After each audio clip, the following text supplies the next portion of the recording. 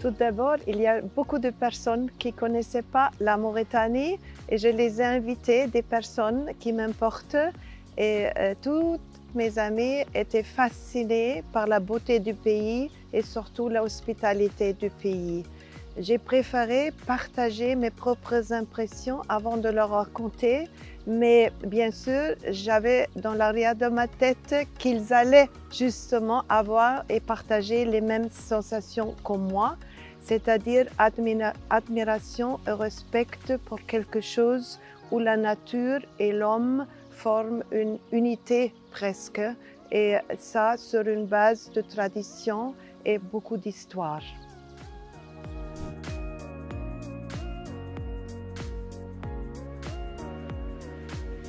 Tout d'abord, j'étais très curieuse quand j'étais jeune et je voulais découvrir quelque chose qui m'aurait été peut-être resté caché pendant toute ma vie si je n'avais pas trouvé une porte d'entrée jeune.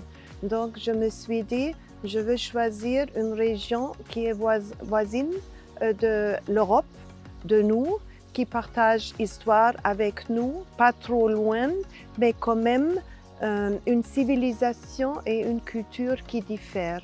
Donc, je ne regrette pas, j'ai trouvé cette occasion à travers mes études à l'université.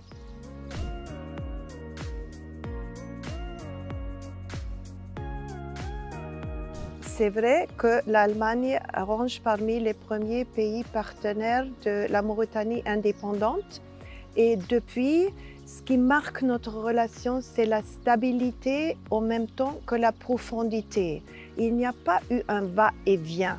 Il n'y a pas eu des grandes courbes de hausses et des baisses.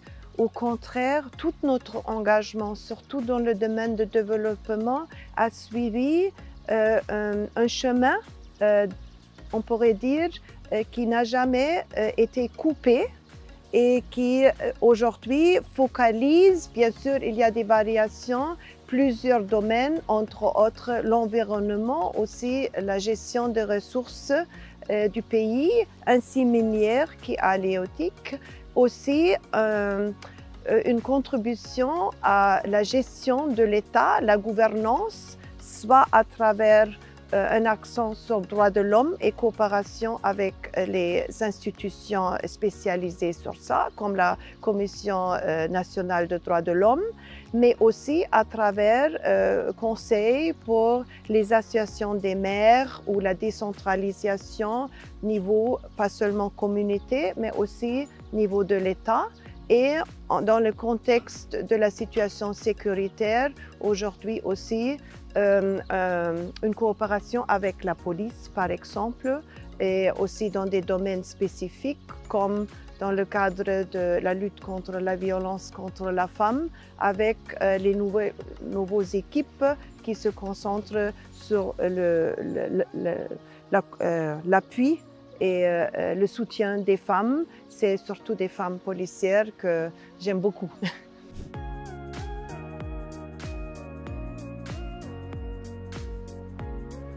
On a, dès mon arrivée, eu un contact avec le professeur Lemrabot, le recteur, le président de l'université.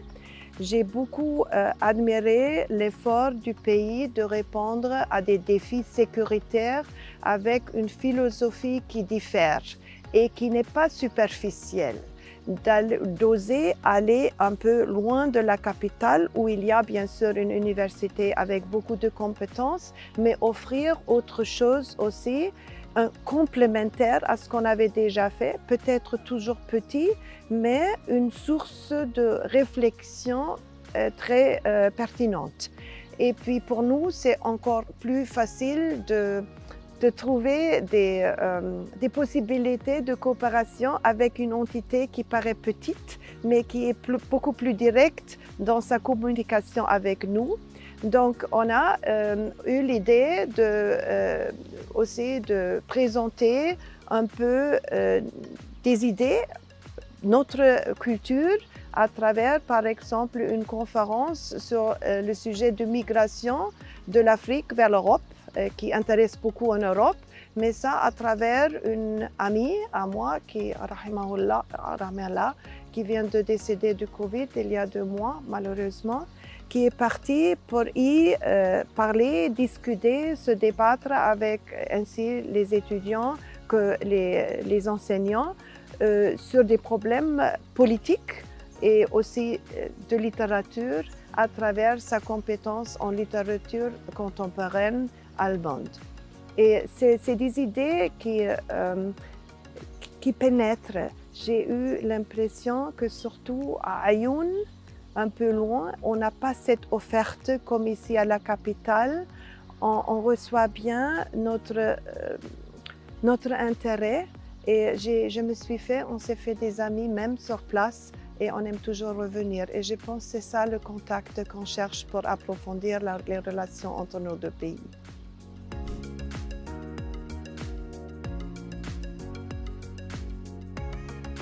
Oui, ça s'exprime surtout, avant tout, aussi dans la comparaison avec mon pays et l'Europe, à travers l'engagement dans le cadre des G5 Sahel, bien sûr, qui ont leur siège, leur secrétariat ici en Mauritanie. On pourrait dire que c'est l'enfant de la Mauritanie qui subit à présent, je ne cache pas, des difficultés énormes suite aux événements déplorables récemment au Tchad. La Mauritanie, en toute sa politique étrangère, c'est mon expérience, mon observation personnelle, suit toujours une approche modérée, très bien équilibrée, engagée au même temps, tout en soulignant l'importance de la région et de ses voisins. Donc, il n'y aura pas de paix ici dans la région sans un engagement fort de tous les partenaires. La Mauritanie a l'avantage par rapport aux autres pays des G5, du groupe G5 Sahel, qu'elle est relativement stable. Bien sûr qu'il y a des menaces de l'extérieur et peut-être même aussi à l'intérieur du pays, mais le gouvernement, les autorités de la Mauritanie ont montré pendant pas mal de temps qu'ils sont capables de gérer cette situation de manière exemplaire.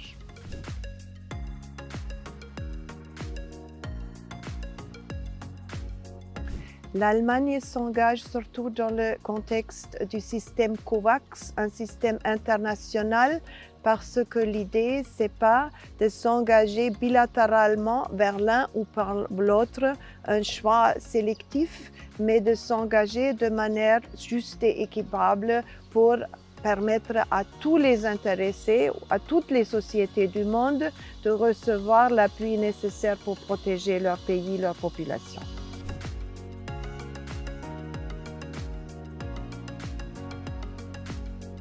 Oui, j'essaie d'être un bon exemple et de voyager beaucoup et aussi de mettre mes impressions sur Internet.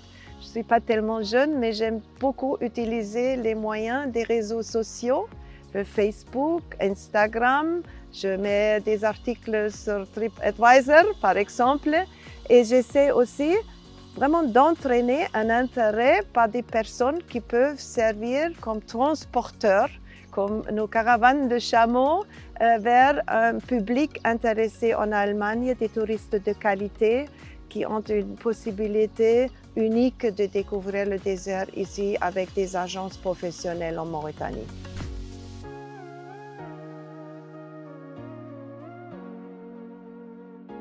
Oui, on a un nombre d'étudiants, mais on ne dispose pas de statistiques parce que la plupart des Mauritaniens qui sont partis en Allemagne pour les études l'ont fait de leur propre gré.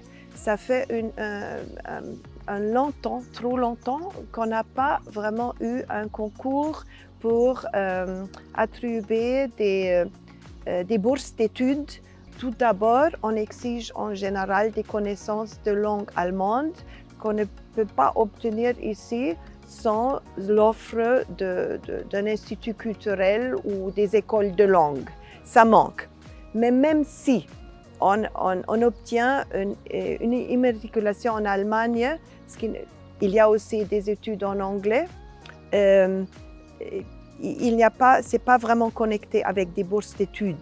Et ceux qui appliquent pour des bourses doivent quand même présenter un niveau de connaissance générale qui est un défi, point de vue d'un affaiblissement quand même du système éducatif qui est reconnu par les autorités pendant les dernières 2 décennies ou même plus. Ça, je ne peux pas savoir exactement, mais ça regarde la compétitivité aussi du potentiel des jeunes ici. Et je voudrais qu'on enfonce encore, avec notre coopération, Inch'Allah aussi, de lever le niveau de ceux qui sortent de l'école secondaire ici pour avoir l'option de venir et étudier chez nous en Allemagne.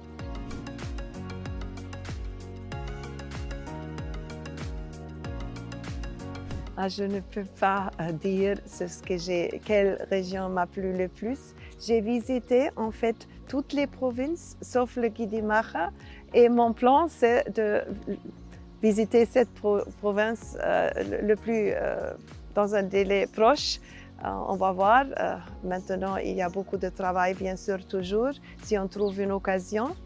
C'est ce qui me plaît beaucoup personnellement, c'est la combinaison entre la mer et le désert, ce qui est unique. Il n'y a pas beaucoup de pays qui offrent ça. Pour vous, c'est peut-être normal, mais je dis quand les dunes embrassent la mer, comme si on part un peu au nord vers Mandarguin, c'est magnifique, mais aussi la solitude du désert. J'ai été à Tiris Zemmour, le cratère Tenoumer, on a fait des marches à pied, tout seul, on n'a plus vu personne, ou le Tagant.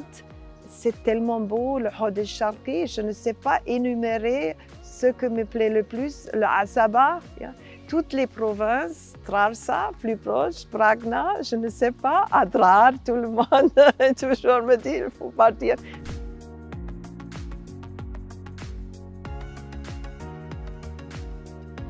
Ça aussi c'est difficile. Je déguste avec plaisir la viande de chameau qu'on ne peut pas avoir autre part. J'aime les plats traditionnels comme un couscous mauritanien avec chameau, mais un bon méchoui farci, je ne peux pas résister non plus.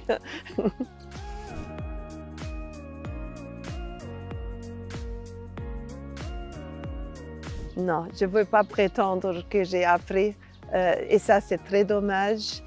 Hier, ma cuisinière m'a appris des mots pour le lait caillé, mais j'ai encore oublié. C'est un peu trop comme défi pour moi.